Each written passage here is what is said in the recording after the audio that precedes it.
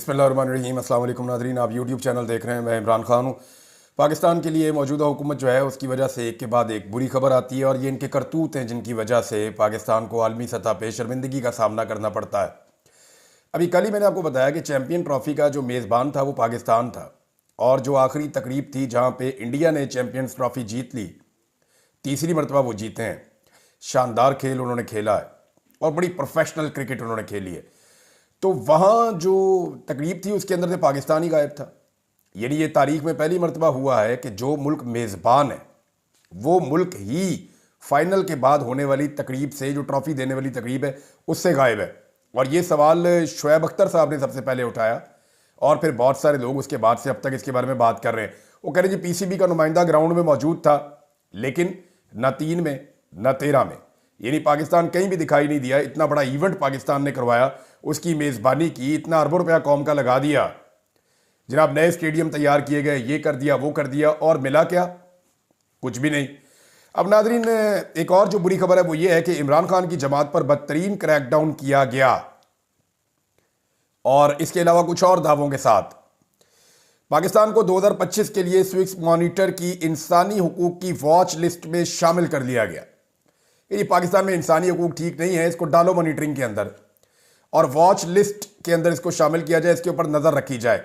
पाकिस्तान को लिस्ट में शामिल करने की वजह शहरी आज़ादी महदूद होना, इंसानी हुकूक के कारकुनों को हुकाम की जानिब से मनमाने तरीके से निशाना बनाना और सहाफ़ियों को काले कवानीन के ज़रिए दबाना, ये वो वजूहात हैं। यानी जैसे इन्होंने ये पीका का एक काला कानून बनाया है और उसके अलावा इन्होंने जो कुछ भी किया पाकिस्तान में सहाफ़ियों के साथ, पॉलिटिकल एक्टिविस्ट हैं उनके साथ, सियासी जमातों के कारकुनों के साथ, ख़ास तौर पे पाकिस्तान तहरीक इंसाफ को बहुत बुरी तरह टारगेट किया है। अच्छा जी, इसके अंदर जो है वो जिसमें शहरी आज़ादियों में तेज़ी से कमी का सामना करने वाले ममालिक की एक फहरिस्त है और स्विस ने अपनी वेबसाइट पर पाकिस्तान की हैसियत को दबाया हुआ करार दिया। ये एक घुटन है पाकिस्तान के अंदर, पाकिस्तान में जो है वो हालात ठीक नहीं है। और साथ ये भी बताया गया कि क्रैकडाउन का इन्होंने मुशाहिदा किया जो सियासी मुखालिफिन के एहतजाज के खिलाफ हुआ है और साबिक़ वज़ीर-ए-आज़म इमरान खान की जमात पाकिस्तान तहरीक इंसाफ के सैकड़ों अफराद को गिरफ्तार किया गया, हज़ारों बल्कि ये तो हैं, और उन पर मुबहम और हद से ज़्यादा वसी कवानीन के तहत फ़र्द जुर्म आयद की गई। दहशतगर्दियों के मुकदमे इन्होंने कारकुनों के ऊपर कर दिए। हुकाम ने मुजाहिरीन की नकलो हरकत को रोकने के लिए अहम शाहराहों और रस्तों को बंद कर दिया। ये मुहज़्ज़ब दुनिया में बुरी बात समझी जाती है कि अगर मुजाहिरीन एहतजाज करते हुए कहीं से गुजरना चाहते हैं तो उन्हें रूट फराम किया जाता है, ना कि वहाँ पे कंटेनर्स खड़े कर दिए जाते हैं। तो मुहज़्ज़ब दुनिया में इसको बुरा समझा जाता है, लेकिन यहाँ पे पाकिस्तान में it's a new normal. Pakistan की एस्टेब्लिशमेंट जब चाहे तो मरियम नवाज़ और बिलावल और फजल रहमान ये सारे इस्लामाबाद आ सकते हैं, आकर बैठ सकते हैं, एहतजाज कर सकते हैं। तहरीक लब्बैक आ सकती है, आकर बैठ सकती है, एहतजाज कर सकती है। एक दौर में पाकिस्तान तहरीक इंसाफ और तारुल कादरी साहब आ सकते हैं, आकर बैठ सकते हैं, एहतजाज कर सकते हैं। लेकिन आप जैसे ही एस्टेब्लिशमेंट के ख़िलाफ़ या एस्टेब्लिशमेंट के मफाद के ख़िलाफ़ है तो फिर एस्टेब्लिशमेंट आपको हरकत भी नहीं करने देगी। हाँ, पंजाब हुकूमत जो है, मैं PMLN की बात कर रहा हूँ, शरीफ ख़ानदान, उसको ये हथकंडे आते हैं। वो ये कोशिशें पहले भी करते रहे हैं। जब तारुल कादरी साहब के एस्टेब्लिशमेंट के साथ अच्छे ताल्लुकात थे, उसके बावजूद उनके पूरे वो मदरसे को और घर को और उन सारे इलाके को जो लाहौर में फैसल टाउन का है उसको कंटेनरों के साथ दीवारें खड़ी करके इन्होंने घेर लिया था। उस दौर में भी जो है वो राना सनाउल्लाह साहब बड़े एक्टिव थे और शहबाज शरीफ वज़ीर आला थे पंजाब के, तो इन्होंने ऐसा किया था उस दौर में। इनका ये एक वतीरा है, ये खुद भी ये काम करते हैं। नाज़रीन, अब ये तो आ गया एक मामला कि पाकिस्तान के हवाले से इंसानी हकूक़ की खिलाफ वर्जियों और जो कुछ भी सियासी जमात के साथ किया जा रहा है, पाकिस्तान तहरीक इंसाफ के साथ या सहाफ़ियों के साथ या जो एक्टिविस्ट हैं उनके साथ या वकला हैं उनके साथ जो कुछ किया जा रहा है और जो जुल्म और बर्बरियत है उसके ऊपर आलमी इदारे एक एक करके बात कर रहे हैं। एक और वॉच लिस्ट में पाकिस्तान को शामिल कर दिया गया। बड़ी तफसीली कहानी है और इसमें मारंग बलूच साहिबा का भी जिक्र है कि उनके साथ जुल्म किया गया। इसके अंदर जो है वो एक जिक्र है ईमान ज़ैनब बाज़ारी साहिबा का कि उनके ऊपर दहशतगर्दी के मुकदमा दर्ज किए गए, उन्हें परेशान किया गया। वो इंसानी हकूक़ की मुहाफ़िज़ हैं और वो बतौर वकील पिसे हुए तबकात के मुकदमात लड़ती हैं या जबरी गुमशुदगियों के खिलाफ आवाज़ उठाती हैं। और साथ मॉनिटर ने कहा कि सिंध और बलूच नस्ल के लोगों के एहतजाज को हुकाम की जानिब से जबर का सामना करना पड़ा। ये वाक़यात शहरी आज़ादियों को बरकरार रखने के पाकिस्तान के वादों की खुली खिलाफ वर्जी हैं। अब नाज़रीन, एक और ख़बर है। आसिफ अली जरदारी साहब ने जो है वो एक खिताब किया है पार्लियामेंट के मुश्तरका सेशन से।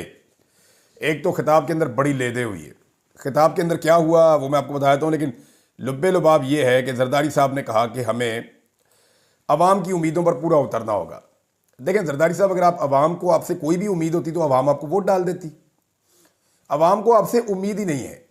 आप उन उम्मीदों पे पूरा उतरना चाहते हैं अवाम की जो उम्मीदें अवाम को आपसे है ही नहीं। अवाम को आपसे सिर्फ ये उम्मीद है कि आपको घर भेजना है। अवाम ने आपको वोट नहीं डाला। आपको जाली फार्म 47 के ऊपर लाकर इक़्तिदार में बिठाया गया।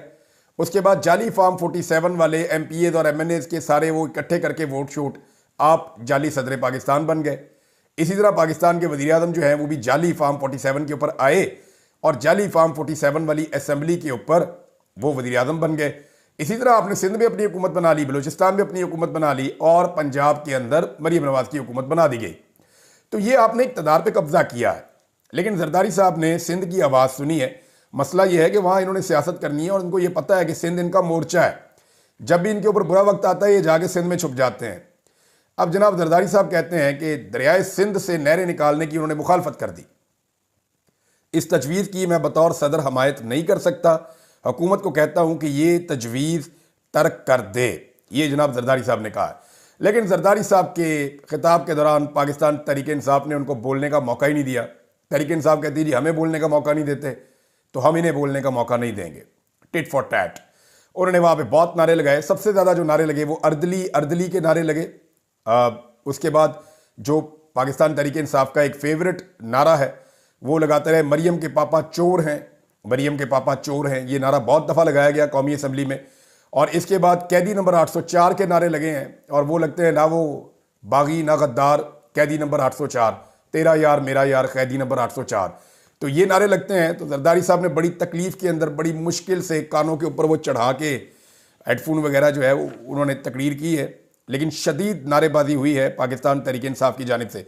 नाज़रीन, एक और बड़ी खबर है और ये खबर है पाकिस्तान तहरीक इंसाफ की सियासी कमेटी की मीटिंग हुई और इस मीटिंग में मेरी अब तक की इन्फॉर्मेशन के मुताबिक मैं इसमें मज़ीद कन्फर्मेशन ले रहा हूँ। जो इतलात मेरे पास आई वो शेयर कर देता हूँ मैं आपके साथ, क्योंकि जो पाकिस्तान से बाहर हैं पाकिस्तान तहरीक इंसाफ के लोग वो ऑनलाइन शिरकत करते थे, गालिबन उनकी शिरकत नहीं हुई। लेकिन जिन लोगों की शिरकत हुई है वो ग्राउंड के ऊपर पाकिस्तान में मौजूद हैं और उन्होंने बड़ी तफसीली मुलाकात की है। कुछ आम फैसले हैं, उनका जो लुब्बे लुबाब है वो मैं आपको बता देता हूँ कि तहरीक इंसाफ की जो क़यादत है वो अब करने क्या जा रही है। तहरीक इंसाफ की क़यादत इमरान खान साहब को दोबारा एक ट्रक की बत्ती के पीछे लगाने जा रही है और ये मैं आपको खबर दे रहा हूँ। हुआ क्या ये मैं आपको भी बता देता हूँ। इसके अंदर हुआ यह है कि कल रात जो सियासी कमेटी में मीटिंग हुई उसमें ये फैसला किया गया कि इमरान खान साहब से जाकर दोबारा मुलाकात की जाए और इमरान खान साहब को कहा जाए कि दोबारा मुज़ाकरात शुरू कर दें। अब मामला यह है कि इमरान खान साहब ने तो उस वक्त मुज़ाकरात का कहा जब 26 नवंबर का कत्लेआम हुआ था और उन्होंने कहा था ठीक है आप मुज़ाकरात कर लें, वो भी पार्टी के बार बार कहने पर। और बाद में इमरान खान साहब ने पार्टी के लोगों को कहा कि बैठो और फैसला करो या बताओ मुझे कि इन मुज़ाकरात से क्या हासिल हुआ। इन मुज़ाकरात के नतीजे में 26 नवंबर का कत्लेआम जो है उस मामले पे काफ़ी हद तक मट्टी पड़ गई। वो मामला बिल्कुल डाउन चला गया। 26 नवंबर के कत्लेआम के ऊपर जो मामला उठा हुआ था वो इन मुज़ाकरात के नीचे दबना शुरू हो गया। दूसरा, इमरान खान साहब ने जो रेमिटेंसेस के हवाले से एक कॉल दी थी कि उनका बाइकआउट किया जाए, वो काफ़ी हद तक कामयाब ना होने की वजह यह है कि उस वक्त हुकूमत के साथ पाकिस्तान तहरीक इंसाफ मुज़ाकरात भी कर रही थी। तो ओवरसीज़ पाकिस्तानी में एक मैसेज गया कि जनाब हुकूमत के साथ तो पाकिस्तान तहरीक इंसाफ मुज़ाकरात कर रही है। तीसरा, ये हुकूमत जो पाकिस्तान तहरीक इंसाफ के साथ बैठने के लिए तरसती रहती है, तहरीक इंसाफ इस हुकूमत के साथ बैठ गई और हुकूमत में एक कॉन्फिडेंस आया कि वो हुकूमत के अंदर है। आप गौर करें तो इन मुज़ाकरात से पहले हुकूमत का एतमाद नहीं था, ना उन्होंने काबीना के मेंबर्स की तादाद बढ़ाई थी, ना उनमें इतना कॉन्फिडेंस था, ना वो इतने खुलकर सामने आते थे। लेकिन जैसे ही पाकिस्तान तहरीक इंसाफ मुज़ाकरात की टेबल पे हुकूमत के साथ बैठी, जो कि एक अच्छी बात है, मुज़ाकरात करने चाहिए, लेकिन इससे हुकूमत के एतमाद में इजाफा हुआ, हुकूमत तगड़ी हुई है। तो फिर इमरान खान साहब ने मुज़ाकरात इसलिए ख़त्म कर दिए कि यार आप डेडलाइन दे दें, इस डेडलाइन तक अगर ये हमारे मुतालबात पूरे करते हैं तो ठीक है। मुतालबात क्या थे? दो, कि जो सियासी नौयत के कैदी हैं जिनको बंद किया हुआ है गैर कानूनी गैर आइनी तौर पे, उन्हें जो है वो रिहाई दी जाए। और दूसरा, इमरान खान साहब ने कहा था कि जुडिशल कमीशन बनाया जाए 9 मई पर और 26 नवंबर के कत्लेआम पे। तो इन दोनों मुतालबात को तस्लीम नहीं किया गया और जब मुतालबात तस्लीम नहीं हुए तो फिर इमरान खान साहब ने मुज़ाकरात कैंसिल कर दिए थे। अब पाकिस्तान तहरीक इंसाफ चाहती है कि ईद के बाद बजाय इसके कि, ये मैं क़यादत की बात बता रहा हूँ, उन्हें यह लगता है कि ईद के बाद बजाय इसके कि एहतजाज की तरफ जाए या एक एहतजाज की कॉल दी जाए, करना यह चाहिए कि हुकूमत के साथ दोबारा मुज़ाकरात के अंदर अंगेज हो जाना चाहिए। मेरी दानिश में शायद ये ट्रक की बत्ती है जो इमरान खान साहब को एक और ट्रक की बत्ती के पीछे लगाया जा रहा है, लेकिन फैसला तो इमरान खान साहब ने करना है जेल के अंदर से बैठ के कि उन्होंने मुज़ाकरात की तरफ जाना या नहीं जाना। इसमें जो आम तरीन पाकिस्तान तहरीक इंसाफ के लोग हैं वो शामिल हुए हैं। अली अमीन गंडापुर साहब भी शामिल हुए हैं, सलमान अकरम राजा साहब हैं, बाकी पार्टी के जो सीनियर ओहदेदार हैं वो सारे शामिल हैं। अच्छा, इसमें क्या इमरान खान साहब राज़ी हो जाएंगे, ये एक सवाल है। तो मेरा इस पर तजिया ये है कि खान साहब को राज़ी करना ज़रा मुश्किल है। उनके साथ झूठ बोलना पड़ेगा कि एस्टेब्लिशमेंट ये चाह रही है या हुकूमत ये चाह रही है कि ये मुज़ाकरात किए जाएँ। हालांकि अगर एस्टेब्लिशमेंट चाहती कि मुज़ाकरात किए जाएँ तो एस्टेब्लिशमेंट पहले मुज़ाकरात ख़त्म ही ना होने देती, कोई ना कोई रास्ता निकाल देती। नंबर 2, अगर एस्टेब्लिशमेंट मुज़ाकरात करना चाहेगी तो एस्टेब्लिशमेंट की कठपुतली तो ये हुकूमत है, तो हुकूमत फिर इनिशिएट करेगी इस मामले को कि जनाब हम पाकिस्तान तहरीक इंसाफ से मुज़ाकरात करना चाहते हैं, हम फलां चीज़ें देना चाहते हैं, ये करना चाहते हैं, वो करना चाहते हैं, तो कोई ना कोई रास्ता निकाल लेते। लेकिन एस्टेब्लिशमेंट की मुझे नहीं लगता कोई दिलचस्पी है। उन्हें खासा कॉन्फिडेंस आया है पिछले मुज़ाकरात के बाद और अब पाकिस्तान तहरीक इंसाफ की क़यादत इमरान खान साहब को मुज़ाकरात की तरफ मुबैना तौर पर लेकर जाना चाहती है, जो मेरे सोर्स ने मुझे बताया है। इस पर शेर अफजल मरवत साहब ने एक स्टेटमेंट दिया। उनका यह दावा है कि ईद के बाद तहरीक इंसाफ एहतजाज करने जा रही है। तो शेर अफजल मरवत साहब ने मीडिया से बातचीत में दावा किया कि ये 10 लोग भी जमा नहीं कर सकते, ये मौखर कर देंगे इस एहतजाज को। वजह वो ये बताते हैं कि ये लोगों को निकाल ही नहीं सकते, क्योंकि शेर अफजल मरवत साहब पार्टी में नहीं है, पाकिस्तान तहरीक इंसाफ में, तो उन्हें लगता है कि उनके बगैर कोई बंदा नहीं निकलेगा। फिर उन्होंने एक और इशारा किया और ये उन्होंने ठीक बात की कि गिलगित बल्तिस्तान के इलेक्शन सर पे हैं और इन्हें इस बात का एहसास ही नहीं है। देखिए, इस वक्त इमरान खान साहब की जितनी मकबूलियत है ना, तो हर हाल में गिलगित बल्तिस्तान में पाकिस्तान तहरीक इंसाफ की हुकूमत बननी चाहिए। गिलगित बल्तिस्तान के लोग जो हैं वो बहुत बाशऊर लोग हैं, बड़े शानदार लोग हैं और वो बड़े मजबूत लोग हैं और उनमें इत्तफाक भी बहुत है। और इस वक्त गिलगित बल्तिस्तान बहुत बड़ी तादाद में इमरान खान और MWM के साथ भी खड़े हैं। तो अगर ये MWM का और इमरान खान साहब का इत्तेहाद कुछ मकामी लोगों के साथ मिलकर ये इलेक्शन ठीक तरीके से मैनेज करके लड़ता है तो गिलगित बल्तिस्तान में पाकिस्तान तहरीक इंसाफ क्लीन स्वीप कर सकती है। मैं आपको इंटरेस्टिंग बात बताऊं कि PMLN जो है वो दूसरे नंबर की पार्टी भी नहीं है। वहां दूसरे नंबर पे अगर कोई पॉलिटिकल पार्टी आएगी तो वो पाकिस्तान पीपल्स पार्टी आएगी, जिनके पास कुछ थोड़ा बहुत ग्राउंड है गिलगित बल्तिस्तान का। बहरहाल पाकिस्तान तहरीक इंसाफ का तोती बोलता है। ऐसे में वहां पे ना धांधली करना भी इतना आसान नहीं है, क्योंकि वोटर कम है और जितने लोग हैं वो सारे बड़े बाशऊर हैं। तो वो अगर पाकिस्तान तहरीक इंसाफ मैनेज ठीक तरीके से कर ले और वहाँ कंपेन ठीक तरीके से चला ले और अपने उम्मीदवार जो हैं वो सही तरीके से चुन ले, तो पाकिस्तान तहरीक इंसाफ स्टेट अवे गिलगित बल्तिस्तान में इलेक्शन जीत सकती है। नाज़रीन, फैसल चौधरी साहब ने एक और चीज़ की गवाही दी है। फैसल चौधरी साहब इमरान खान साहब के वकील हैं। उन्होंने कहा, जी इमरान खान साहब को मैंने खुद कहा था कि बनी गाला की ऑफर है, लेकिन इमरान खान साहब ने इनकार कर दिया, वो कोई डील करना नहीं चाहते।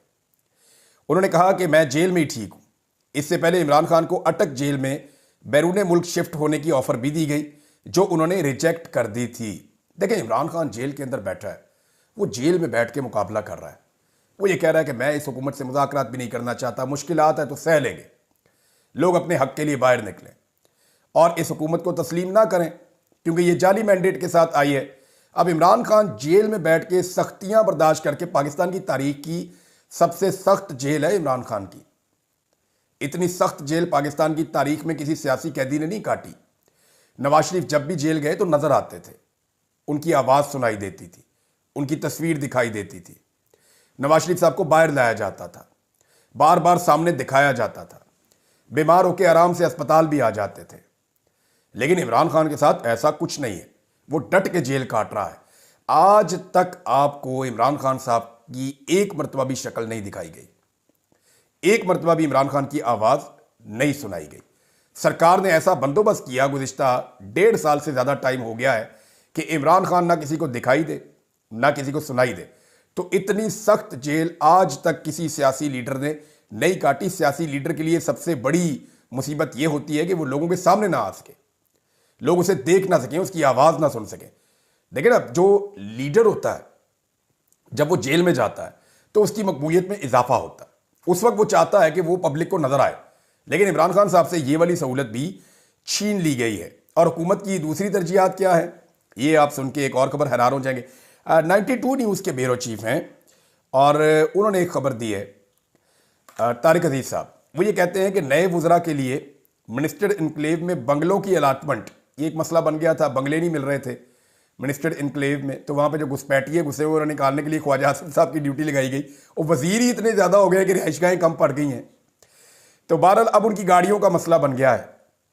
वुज़रा ने कहा जी कि हमने छोटे मॉडल की गाड़ियाँ नहीं लेनी या पुराने मॉडल की गाड़ियाँ नहीं लेनी, हमें ज़बरदस्त किस्म की अप टू डेट गाड़ियाँ मिलनी चाहिए। तो इस पर तारिक अजीज साहब बताते हैं कि वज़ीर आज़म ने नोटिस लिया है और ख्वाजा साद रफ़ीक की सरबराही में एक कमेटी कायम कर दी है और 30 नई गाड़ियों की खरीदारी की इतलात हैं। अंदाज़ा कीजिए आप, पाकिस्तान एक गरीब मुल्क है, पाकिस्तान कर्जे से चलने वाला मुल्क है, पाकिस्तान के हालात आपके सामने हैं कि हमारे कितने पतले हालात हैं। ऐसे वक्त में भी पाकिस्तान की हुकूमत के चौंचले क्या हैं कि वुज़रा को नई गाड़ियाँ लेकर देनी है, बेहतरीन लग्जरी घरों के अंदर इनको शिफ्ट करना है।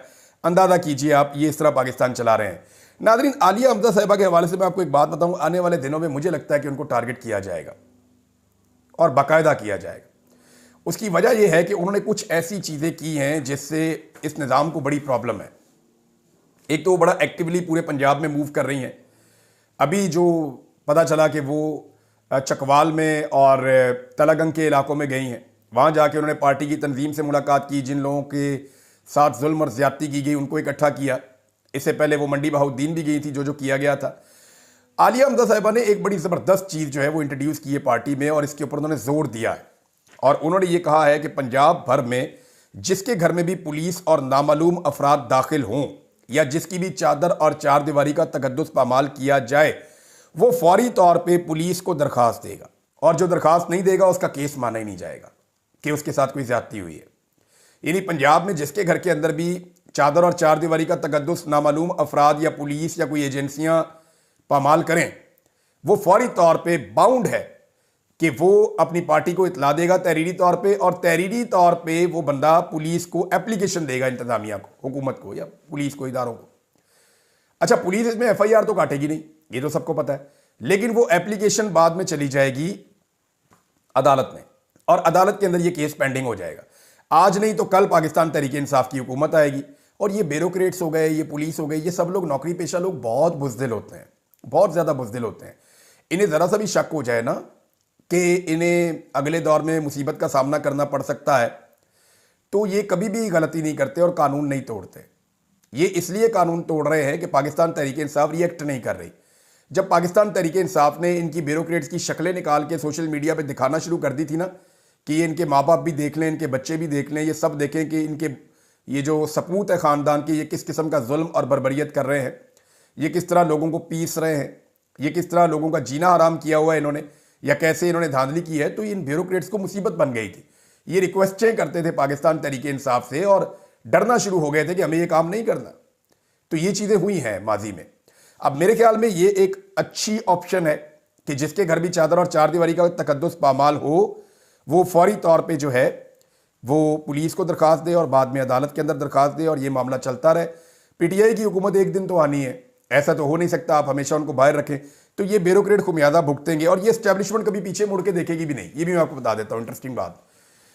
एस्टेब्लिशमेंट ने जिन ब्यूरोक्रेट्स के साथ मिलकर शहबाज शरीफ और नवाज शरीफ की पार्टी के साथ ज्यादती की थी मुशर्रफ के दौर में, बाद में जब शहबाज शरीफ और नवाज शरीफ साहब इक़्तिदार में आए थे तो उन्होंने चुन चुन के उन ब्यूरोक्रेट से बदले लिए थे।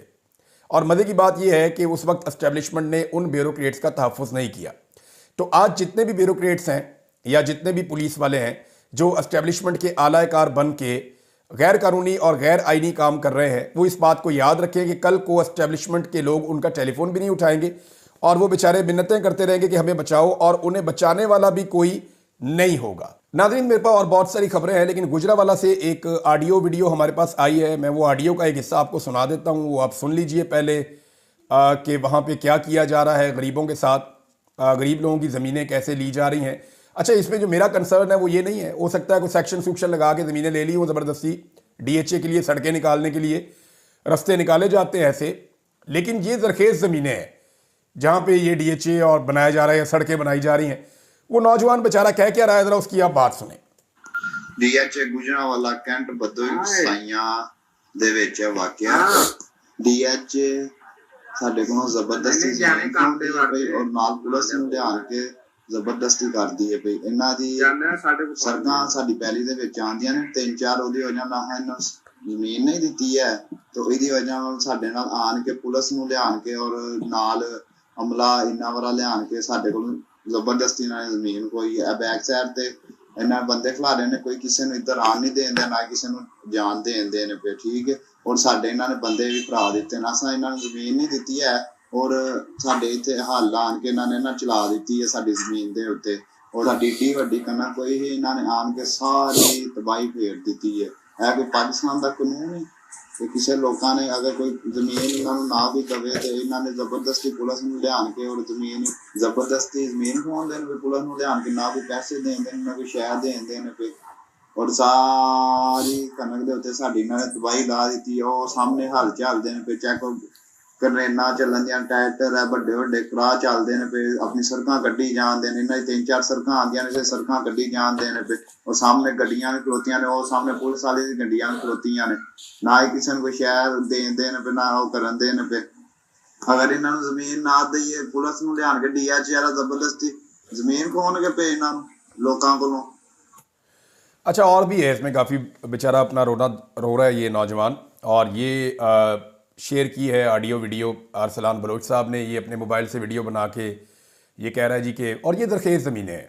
देखिए, मेरा ये कहना है कि अगर आपने ग्रीन इनिशिएटिव लेकर आना है, ग्रीन इनकलाब आप लेकर आना चाहते हैं, जैसा कि आर्मी चीफ कह रहे थे कि पंजाब के अंदर, तो चोलिस्तान की बजाय ये इलाके ज़्यादा बेहतर थे।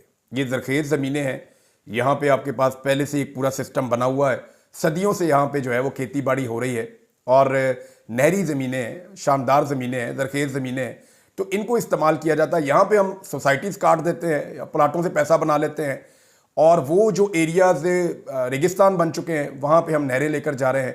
इस पे जरदारी साहब ने भी वैसे अब एतराज़ कर दिया। अब तक के लिए इतना ही नादरीन, अपना ख्याल रखिएगा, अपने इस चैनल का भी। अल्लाह हाफ़िज़।